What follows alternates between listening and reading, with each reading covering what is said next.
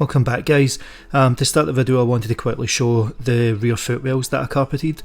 Now I didn't do this on camera because I actually forgot to do it, but as you can see everything's been covered in the back, and I'm not too worried about the finish because it is going to get covered by the chairs and the rest of the build as well. So to start things off I broke down some cardboard boxes and used them as templates before committing to cutting to wood. This can be pretty useful if you're not sure about the layout, measurements and what to initially do with the space, and it also gives you the flexibility to chop and change with minimal wastage as well.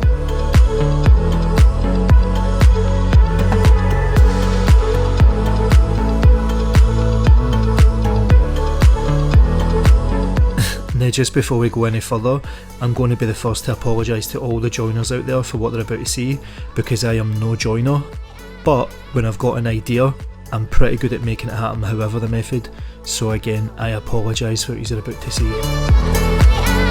And for the rest of the build. So all I'm doing now is transferring the cardboard floor template to the OSB board so that I can outline and cut it out.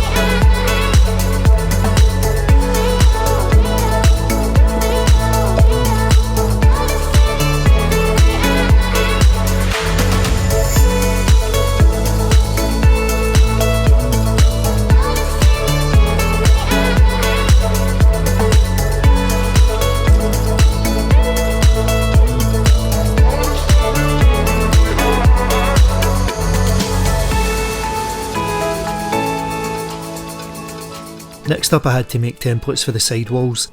Now these weren't for attaching to the side walls but were used for extending the floor out further. I just needed a height reference as the floor dips backwards towards the rear. Now there's probably a simpler way to do this, but rather than overthinking it, I just went with this method. That being said, if there is a better way to do it, please drop the method in the comments.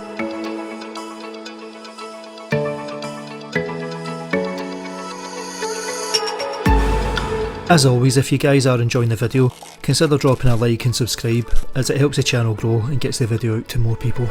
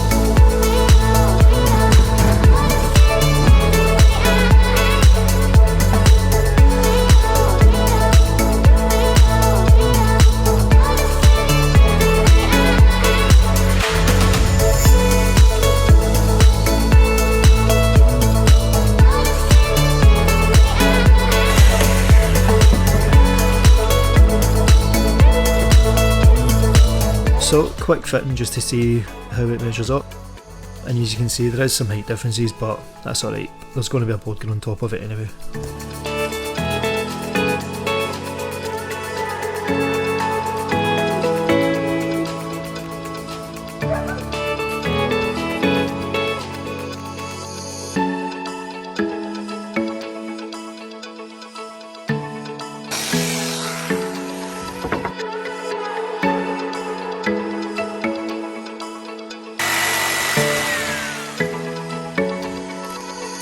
Next up, the fun part, carpeting the walls.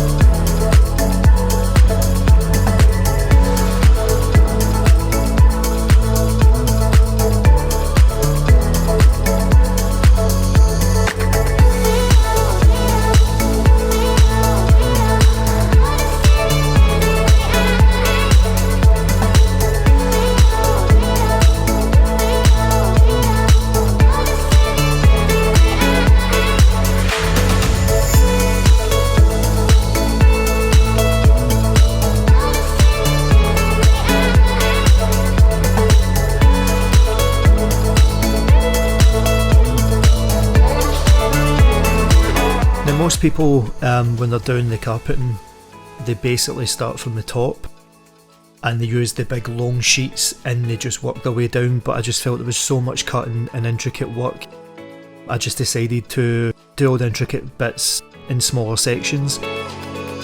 For example, this part that I'm doing here, I think is where the seatbelt used to go, and it was just like a big oval shape. So, and because it was right next to the wheel arch, I just thought do it in smaller sections and then do the wheel arch next as well. So a bit of a top tip, when using the spray adhesive it does get sticky on your hands and you don't want to get that all over the carpet. So what I was doing was using a paper towel soaked in white spirit, and I would wipe it on my hands, and then once I finished doing the carpet section I would actually wipe the carpet section down with the paper towel, and it just got that excess adhesive off. Plus it also meant your hands weren't sticky as well.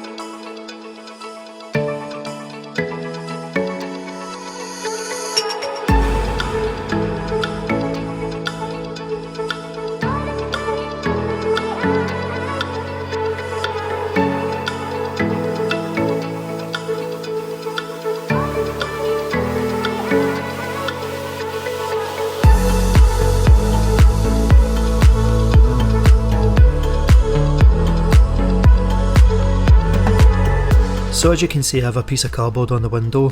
That was to stop the adhesive from the carpet sticking to the window as it had just been tinted. But it was also there to protect the window, as after I cut the fabric down, I used a screwdriver to push the ends of the carpet under the window sill for a neater finish. A few times my hand slipped and it hit the window area, so if the cardboard wasn't there, I would have probably scratched the window tint.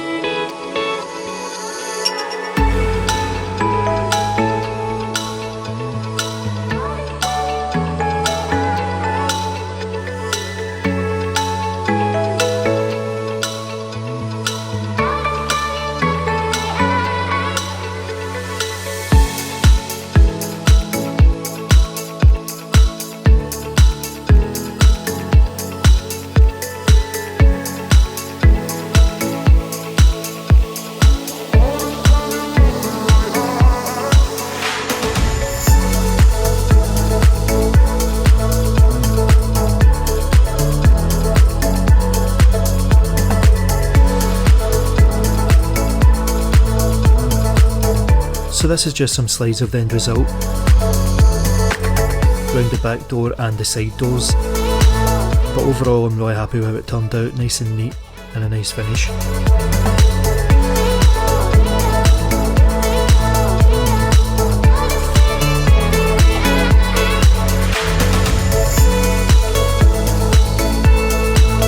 Last job of the day, and I wanted to get the insulation and panels done on the ceiling. To be honest, this was just an afterthought as I was just anxious to keep going due to how cold it was and to squeeze every ounce of light out the day.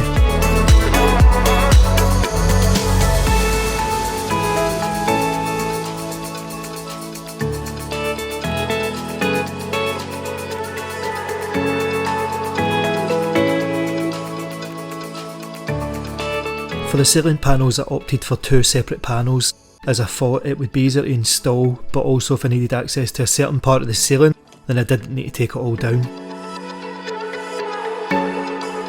But because I hadn't thought it through in terms of how I was going to secure the panels to the van, I hit a brick wall. In honesty, I thought I could just screw them to the inner ceiling frame as the middle had a cross beam, but once I cut the wood and placed them up, there wasn't much inner frame on the sides and where to secure them. If anything, they were maybe a couple of centimetres wide, and I also had the wrong screws with no metal drill bits around, so at this point I just felt deflated. So I gave myself 5 minutes, then forcefully managed to get a couple of screws in to hold the panels up, as you can see here. Like I said at the start of the video, I'm no joiner, but when I do have an idea of what I want, I can kinda make it happen with some luck and perseverance. And with these build videos, I just want to show that it doesn't always go to plan, but if you take a few minutes out and regroup, you can overcome the hurdles even if you don't have all the skills or knowledge.